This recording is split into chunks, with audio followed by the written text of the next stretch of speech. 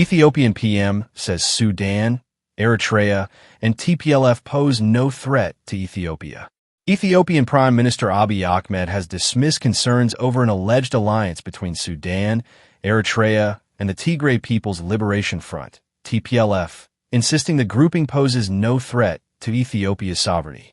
Speaking during the 30th regular session of Ethiopia's House of People's Representatives on Tuesday, Abiy said his government was strengthening the country's defensive capabilities and remained confident in its ability to protect Ethiopia's territorial integrity. Abiy told lawmakers that Ethiopia had no fear of any alliance involving Eritrea, the TPLF, and Sudan, even if other actors joined them. He added that Ethiopia was continuing to build its capacity to defend itself and would act when necessary. His remarks came amid growing speculation among regional observers that Sudan, Eritrea, and the TPLF have developed a tactical alignment. Abiy acknowledged that the three sides had cooperated in the campaign that toppled Ethiopia's Derg regime in 1991, but argued that such an alliance could not produce the same outcome today. The Prime Minister also claimed that unnamed external actors were backing the alleged alliance, but did not identify them. The remarks come amid heightened tensions between Addis Ababa and Khartoum. Sudan has repeatedly accused the Ethiopian government of supporting the Paramilitary Rapid Support Forces, RSF, alleging that the group operates a camp in Ethiopia's Benishangul Gumuz region, located in northwestern Ethiopia along the Sudanese border, and launches drones from a base in Bahir Dar. Ethiopia has denied supporting either side in Sudan's conflict. Africans and diaspora. The RSF has previously accused Tigray fighters of taking part in military operations alongside the Sudanese Armed Forces, SAF, particularly during fighting in central and eastern Sudan. Videos shared on social media by residents have also claimed that Tigray fighters remain in El Jazeera state, where they have been accused of carrying out attacks against civilians. Radio Debanga has not been able to independently verify those claims. Relations between Ethiopia and Eritrea have also deteriorated in recent months after a sharp rift between the former wartime allies, fueled in part by disagreements over Ethiopia's ambitions for access to the Red Sea.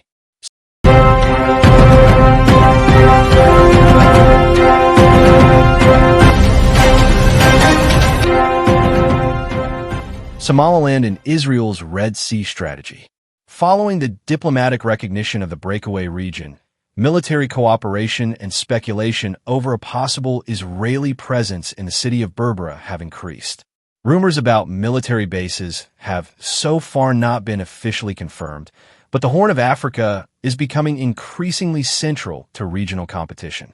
The partnership between Israel and Somaliland, the breakaway region in northern Somalia recognized by the Jewish state in December 2025, is rapidly becoming one of the most sensitive geopolitical issues concerning the Horn of Africa. Recently, a series of stories reported by Dropsite News, picked up by CNN, suggest that Israel has already established an intelligence presence in the Berbera area, directly across from Aden, Yemen, a strategic point for controlling the Bab el-Mandeb Strait, and is evaluating the strategic use of the city's port and airport, including the possibility of supporting operations by the Israeli Navy's Dolphin submarines in the Red and Arabian Seas. No official confirmation has been made so far, but some evidence suggests the information is plausible. The most politically significant development concerns the recent and significant strengthening of relations between Israel and Somaliland. Following Israel's official recognition of Somaliland, the first UN member state to do so, diplomatic relations have rapidly intensified, prompting a harsh reaction from the Somali government, which continues to consider the breakaway region of Somaliland an integral part of its territory. The official visit by Somaliland President Abdirahman Mohamed Abdullahi, known as Ero, to Israel on 14 to 17 June further consolidated this new partnership. On that occasion, Israeli Defense Minister Israel Katz, who publicly stated that the two countries have been collaborating for many years through previously undisclosed activities, announced that he wanted to take security cooperation to a new level. Needless to say, Mogadishu was not at all pleased. A second widely confirmed fact concerns Israeli military assistance to Somaliland forces. Somaliland Defense Minister Mohammed Yusuf Ali told Reuters that Israel is already providing training programs to police units and military personnel in the breakaway territory. The situation regarding alleged Israeli military and intelligence bases in Somaliland is different. The investigation published by Dropsite News, a U.S.-based online investigative journalism outlet, claims that Somali officials, former security officials, and European sources have confirmed an Israeli intelligence presence at Berbera airport. Some members of Somaliland's Presidential Guard reportedly received training in Israel, while other intelligence officials were trained as part of ongoing operational cooperation. However, these claims have not been confirmed by independent international agencies or Western government sources. CNN's reports that Israel deployed special forces and Mossad personnel to Somaliland during the conflict with Iran have so far remained unconfirmed.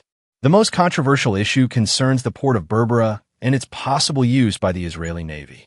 According to Rivista Italiana Difesa, RID, Israel is evaluating the strategic use of Berbera for its naval activities, including those involving German-built Dolphin submarines, considered one of the most sensitive assets of Israel's strategic deterrence. Somaliland, the analysis claims, represents an ideal platform for Israel, given its proximity to Yemen and its apparent willingness to host Israeli military infrastructure.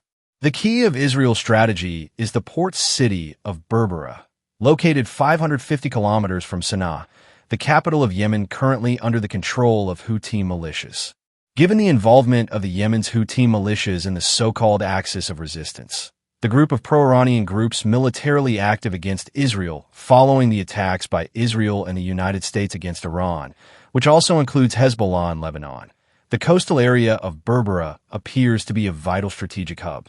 Again, neither the Israeli nor the Somaliland governments have confirmed the existence of agreements for permanent naval bases.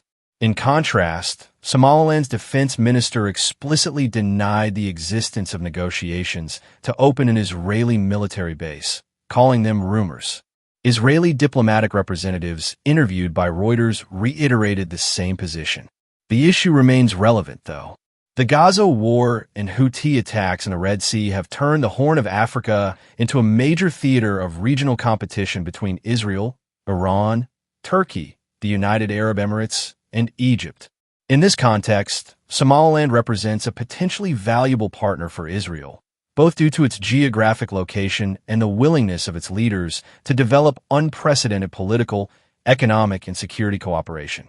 In the wake of Israel's surprising recognition, some press sources have speculated that the Netanyahu government may even entertain the idea of a certainly non-voluntary transfer of Palestinians to Somaliland.